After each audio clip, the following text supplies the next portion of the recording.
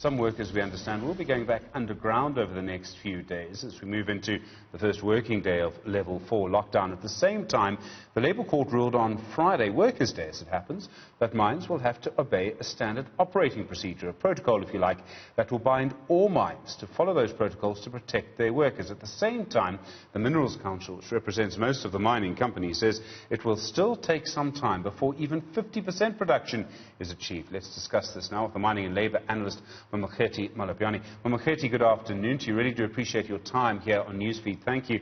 Firstly, let's just talk about this order in the Labour Court on Friday. The trade union, the mining union AMCU, they won this order. Will mines be able to operate and get production going while following these protocols?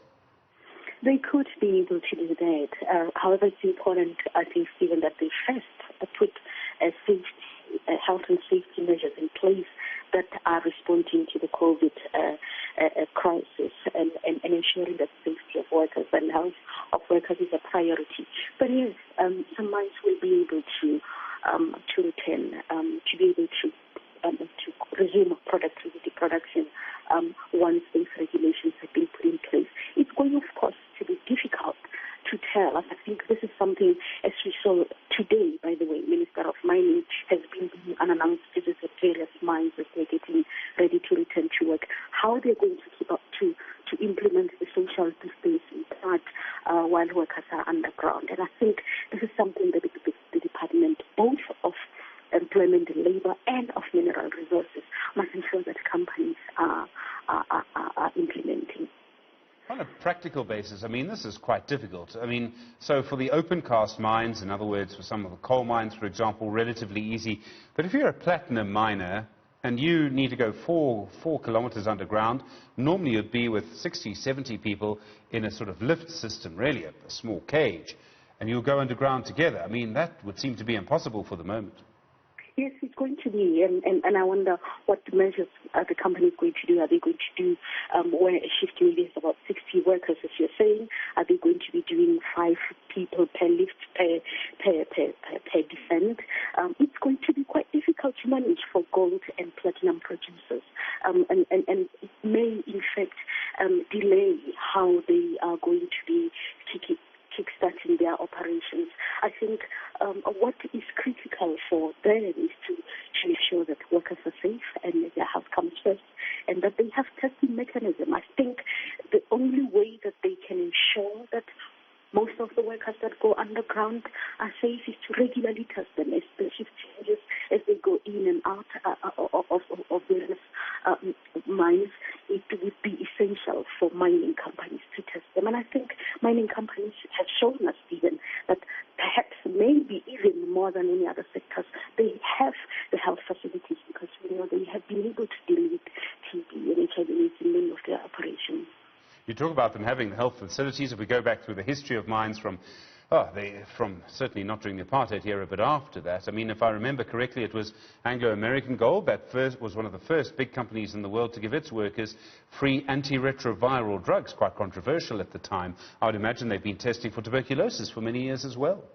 Absolutely. So they have systems that are able to test their employees regularly, and I think that they can then change it and adapt to the kind of the pandemic that we are dealing with now. Bearing in mind, I think this is a very important part of returning to work for mine workers and for companies and employers, but bearing in mind that those workers will interact with other workers, but also they'll go back to the communities that they live in, or when they finish this work, some of them are going to go back to hostels and some of them are going to go to their homes. So it is essential. They also, in a way, the lockdown, while it regulates the movement, it is also going to be essential for mining companies themselves to monitor the movement, in a way, of their workers. There have been shift changes, and some of them are off and some of them are working, so that they can limit the exposure, but also they can limit the potential for it to spread outside. One of the major issues is that we know that many miners in this country still to this day use the sort of the migrant labour system. In other words, the miners don't necessarily live where the mines are. They go back and forth. Many of them might have gone home. I would imagine some would have gone from Gauteng to the Eastern Cape, for example, or from Northwest to the Eastern Cape. They've now got that 1 week period to get back. Because of the mining industry, you might have thousands of people moving around the country at the moment. Yes, it's going to be, unfortunately, because of that migrant labor system that is entrenched in mining. We are seeing that workers will obviously be coming, as we see in the Department of Transport announced that people can now return to their workplace. Workers will be coming into the workplace, and I think this week, as we listen to Minister Nancy, that perhaps this week many of the employers can take this week to use it as a preparation for them turning to work, but also as a way of providing workers with safety equipment. But for mining, I think it is a time for them to perhaps start with the testing of the returning workers before they even resume work. It's going to be a lengthy process that adds already to the delay in the industry. However, worker safety, and by and large, the community safety and large broader South African safety is essential, and health is essential. The Minerals Council says mines won't be back at even 50% production for some time. How long do you think it could take? Stephen, we anticipate about 6 to 8 months, and even then, that's only then will they be starting the wheels to be properly moving. It can be maybe between 12 to 18 months when things are beginning to look like a new normal, whatever that new normal will be. But also, for as long as we do not know how long this wave of COVID-19 is going to last, we cannot really say per se. We know that globally, economies that consume the resources that are mined here, some of them are operating. We know that, for example, China's economy is not closed. We know that some other economies also are not closed, but they are partially operating. As such, the impact on mining in South Africa is going to be significant in the fact that it feeds, it is part of the broader mining economy, global mining economy. And at the moment, like here in South Africa, it is also equally affected. All of that means there's going to be a big knock-on effect to other companies as well. I mean, we know the mining industry, it's not just the people that it employs, and I think the last figure I saw was that each mine worker has around 9 dependents on that salary. But we also have a situation where there are lots of subsidiary industries that supply the mining industry. I mean, all the way through the automotive sector, for example. Oh, absolutely. The effects of COVID-19 is such that one industry will suffer because of and affect the rest of the other industry. And mining in South Africa is such.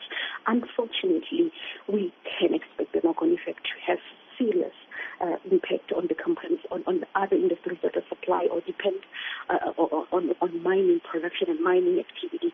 And as such, now we anticipate where it would have been, the impact would have been workers in the mining industry are affected, workers in the auto industry are going to be affected, workers in those small, medium-sized companies that are supplying mining companies are going to be affected. So now it becomes this rapid spread of impact that has severe results on workers and livelihoods of people and businesses, by the way, Stephen, because if a company that used to supply mining X cannot supply that very company because the mining activity has ceased, that means its revenue is going to be affected, and in turn, its personnel is going to be affected also. All of this is linked to so many other things that are happening in the global economy. I understand, I don't know if it's still the case, but I understand about 3 weeks ago, despite the fact that our mines had not been producing platinum, and they're huge platinum producers on the world market, the price of platinum on global markets hadn't changed at all, and that points to a problem with the lack of demand. Yes, the price of platinum is quite a fascinating one, really. But